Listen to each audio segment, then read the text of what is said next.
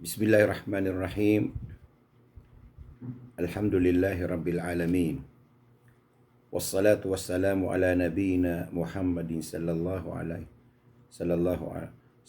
alaihi wa ala alihi wa ashabi ajmain. Amma ba'du. Assalamualaikum warahmatullahi ta'ala wabarakatuh. Magandang umaga po sa atin mga minamahal kong kapatid sa Islam. Mapiarkan makapipita mga bangsa ko, especially yung aking mga idol, mga kakampi, mga viewers. Kayo po ay nanonood sa ating programa tungkol po sa pangarap sa buhay. Dahil po tayo ay naniniwala sa ating panalangin, O aming Panginoon, ipagkaloob mo sa aming napakagandang pamumuhay dito sa mundo at lalo sa kabilang buhay at ipalayo mo kami sa impyerno. Yun ang ibig sabihin na Allahumma Rabbana atina fid dunya hasana wa fil akhirati hasana wa qina adzabannar. So mga minamahal kong kapatid sa Islam, walang umasinso sa buhay na hindi marunong magnegosyo, hindi marunong mag-business. So tatalakay natin yung sinabi ng Allah sa banal na Quran at yung sa hadith ni Prophet Muhammad. Sumakanya nawa ang kapayapaan para po ma-encourage ating mga sarili upang mabuksan sa mindset natin na ito ang maganda na dapat natin daanan para umabot tayo sa mga pangarap natin sa buhay.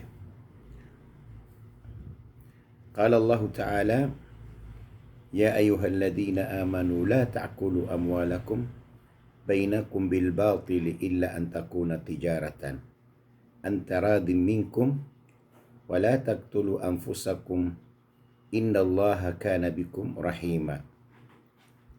Ang sabi ng Allah Subhanahu wa Ta'ala, o kayo ang mga mananampalataya sa Allah Subhanahu wa Ta'ala, kayo ang mga mu'min, kasi ang tao sa mundo dalawa, mu'min at yung kafir. Ang kafir, useless ang buhay nila. Dirito sila sa impyerno. Pero ang mu'min, ito po ang ipinaghanda ng Allah, ang paraiso para sa kanya. At sinabi ng Allah, bilang ikaw ay mu'min, ito ang dapat mong sundin sa mundo. La ta'kulu amwalakum bainakum bil batil. Huwag niyo kainin ng kayamanan bawat isa sa inyo na idinaan sa mga karumardumal, idinaan sa batil. So tigtan kapangakal, illa an takuna tijaratan.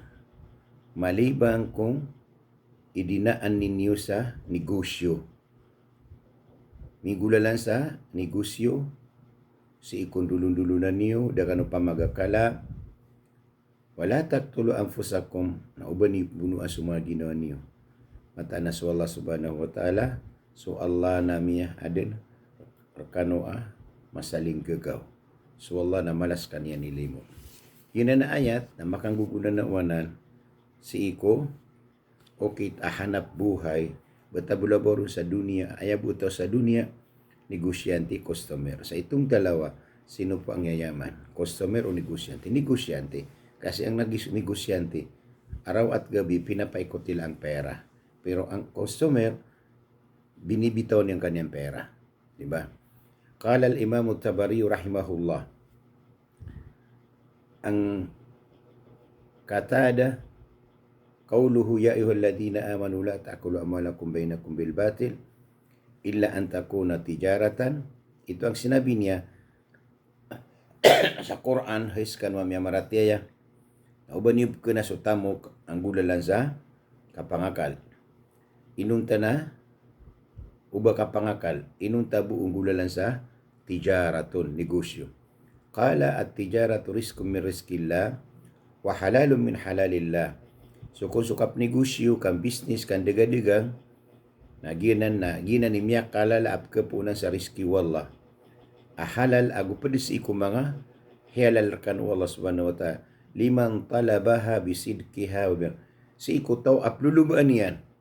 Ay kanabalang na to na ba negosyante. So maso tao kabaya yan, makalasot piraki yan, makalasot tamok yan, na negosyo. Na ayakap negosyo niya na halal, kana uba lagi do mga kafir, pagkakit sa ribawi, pagkakit sa manan na mga illegal, uwi na sa mu'min na, pagpakaukit niya sa halal, kagyuti pa kang gero na guna sa dunia, nasampor na sa alungan amawri. Wakad kunna nuhadithu anna tajira al-amina saduqa maasab'atin fi dhillil arsi yawmal qiyamah. Ilan ni man naging utwa so tao apadigang bilang tadi adim lulubas sa halal kasasarigan nagupatiis napakasirong no Allah, siya po ay makasilong sa silungan ng Allah sa araw ng paghuhukom. Pakasirong no Allah padako pito pakasirong no Allah kusirong-sirong iyan si isalungan mauri sabab sa ginggot kababaloy niyan apadagang patiis. Gina ni kailangan tanong mga rip no Allah subhanahu wa ta'ala. Ito naman ang ating palaging pinag-usapan, yung libro ni T. Harv Eker na Secret of the Mind, Millionary Mind. Ito ang pangatlo sinabi ni sabi na siya ng libro. Al-agniya'u multasimuna bikawnihim agniya wal fuqara'u yuriduna an yasbahu agniya. Yun ang kaibaan ng may pangarap at yung taong kapuspalad. Ang mga kawasa, yung mga milyonaryo, multasimuna bikawnihim agniya. Pananamaraniran permanent aging kutwa kabubaliran bilyonaryo. So mga pobre yatamannawn yuridun si isirabu sadikan dinganingan uridu an ako na kaniyan. Uridu an ako na ganito.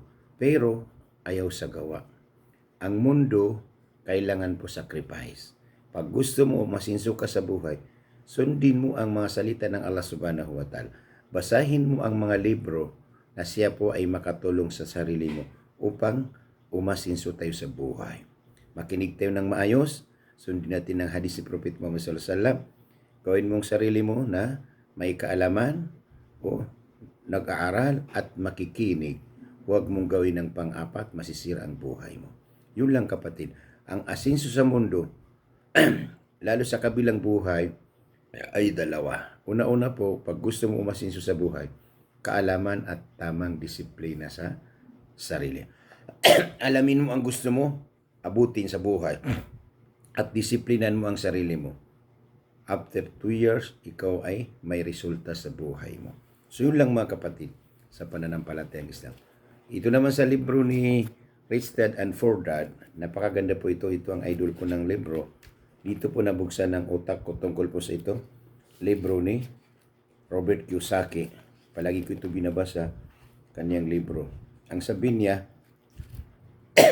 si marami pa ito, sabi niya, the rich don't work for money. Yun. The rich don't work for money. Ang mga milyonaryo, hindi po nagtrabaho para sa pera.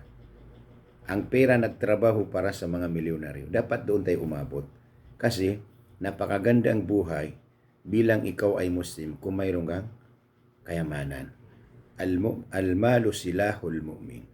Ang pera o kayamanan, ito ang tunay na sandiyata ng mananampalataya sa Allah subhanahu wa ta'ala. So ito naman ang sabi niya sa Arabic, al-fuqara wa abna'u tabaqatil usta ya'maluna min ajlil mal. Amma al-athriya'u fal malu huwa alladhi ya'malu min ajlihim. Ang sabi niya, ang mga kapuspalad, sila ay nagtrabaho para sa pera.